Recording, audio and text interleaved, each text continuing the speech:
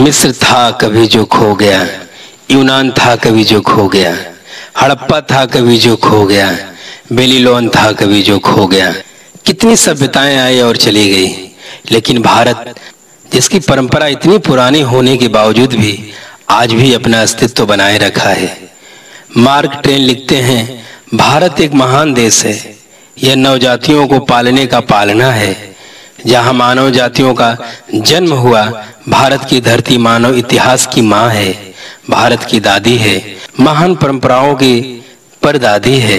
भारत इतिहास का खजाना है जो सबसे कीमती है। दोस्तों, इस वीडियो में प्राचीन भारत से जुड़ी 7 इंटरेस्टिंग बातें हम आप लोगों को बताएंगे। अगर नए हैं तो चैनल को सब्सक्राइब करें। कमेंट में नंबर 1, आर्कियोलॉजिकल कहते हैं भारत का शहर काशी दुनिया के सबसे प्राचीन बसाए गए शहरों में से एक है, जो आज अपने अस्तित्वों को समेटे हुए हैं। इसे वाराणसी भी कहा जाता है और इसे बनारस भी कहा जाता है। वैसे काशी तो आज से लगभग 3000 वर्ष पुराना माना जाता है, लेकिन हिंदू मैथोलॉजी के अनुसार भगवान शिव ने आज से 5000 साल पहले इस काशी का निर्माण किए थे। और आज आपको जानकर हैरानी होगी कि 2500 साल पहले भगवान बुद्ध जब काशी आए थे तो उस समय भी इसे द एंशिएंट सिटी कहा जाता था। हिंदू धर्म के पवित्र शहरों में से एक काशी एक पवित्र शहर माना जाता है। नंबर 2, दक्षिला विश्वविद्यालय को दुनिया की सबसे पहली यूनिवर्सिटी माना जाता है। इसको ईसा से 700 साल पहले प्राचीन भारत के पहले दक्षिला शहर को स्थापित किया गया था। आजकल यह जगह पाकिस्तान में मौजूद है। दक्षिला ने विश्व भर के 10,500 से ज्यादा स्टूडेंट को पढ़ाया। Science, math, medicine, politics, music, religion, philosophy ऐसे 60 विषय थे जो इस विद्यालय में पढ़ाए जाते थे। अलग अलग विषयों के स्कॉलर अपने आश्रम वहां बना रखे थे। हमारे मशहूर इकोनॉमी फिलोसोफर विष्णुगुप्त चाणक्य दक्षिला में आचार्य थे। चाइनीज फैक्सियन ने जब 5वीं सदी में भारत यात्रा किए तो दक्षिला को भी विजिट किए। 7वीं सदी से लेकर 5वीं सदी तक विश्वविद्यालय खूब फला फूला। 6वीं सदी आते आते विदेशी हमलावरों ने दक्षिला को पूरी तरह नष्ट कर दिया। नंबर 3, शिक्षा के मामले में भारत आज दुनिया के बहुत देशों से पीछे हो सकता है, लेकिन एक समय था जब भारत के नालंदा यूनिवर्सिटी हायर एजुकेशनल के लिए दुनिया भर में मशहूर था। नालंदा दक्षिला से भी बड़ी यूनिवर्सिटी थी। कोरिया, जापान, चीन, तिब्बत, इंडोनेशिया, भारत और तुर्की जैसे देशों से स्टूडेंट यहाँ पढ़ने आते थे।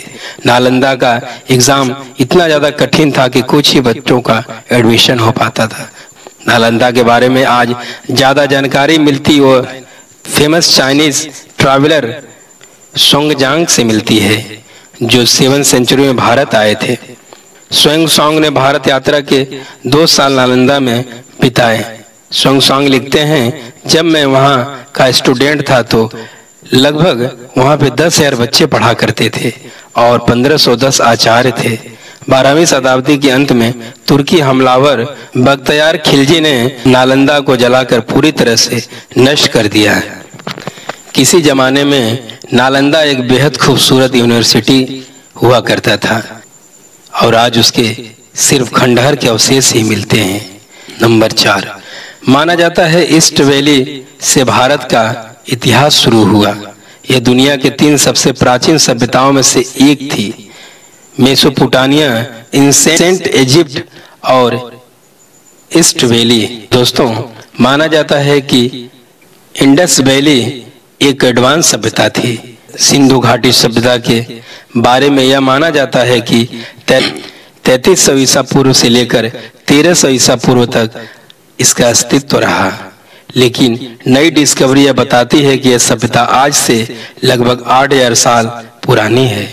1920 तक हम इन सभ्यताओं के बारे में कुछ नहीं जानते थे, लेकिन 1920 में जब इंडिया के आर्कियोलॉजिस्ट ने ईस्ट वैली में खुदाई की तो वहां पर 2 शहरों की सभ्यता मिली। सिंधु घाटी सभ्यता के बारे में अभी भी बहुत कम हम जान पाते हैं और बहुत ही प्रश्नों का जवाब अभी बाकी है। नंबर 5, जीरो का आविष्कार भारत में हुआ था।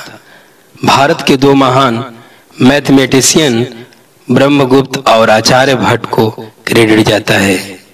नंबर 6, सर्जरी कितनी मुश्किलों से होती है और आप एक ऐसे जमाने में हो जब एल्वल का आविष्कार ही नहीं हुआ हो, तब तो इसकी कल्पना भी नहीं की जा सकती थी। आज से 2600 साल पहले एक एंसेंट फिजिशियन सुश्रुत बेहद कम्फर्ट सर्जरी किया करते थे, जैसे कैटरेस, किडनी स्टोन, फ्रैक्चर और इवन प्लास्टिक सर्जरी आदि। दोस्तों, सुश्रु को पहला व्यक्ति माना जाता है जिसने इंसानों पर मेडिकल सर्जरी की, इसलिए इनको फादर्स ऑफ सर्जरी भी कहा जाता है। नंबर 7, अगर आप भारत के इतिहास में झांके तो बेहद वैभवशाली नजर आता था।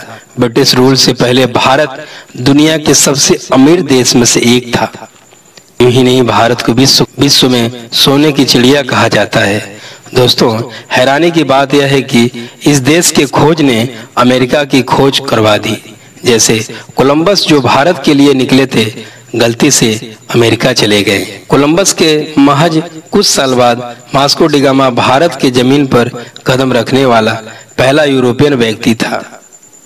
दोस्तों, वीडियो अच्छी लगी तो चैनल को लाइक, सब्सक्राइब जरूर करें।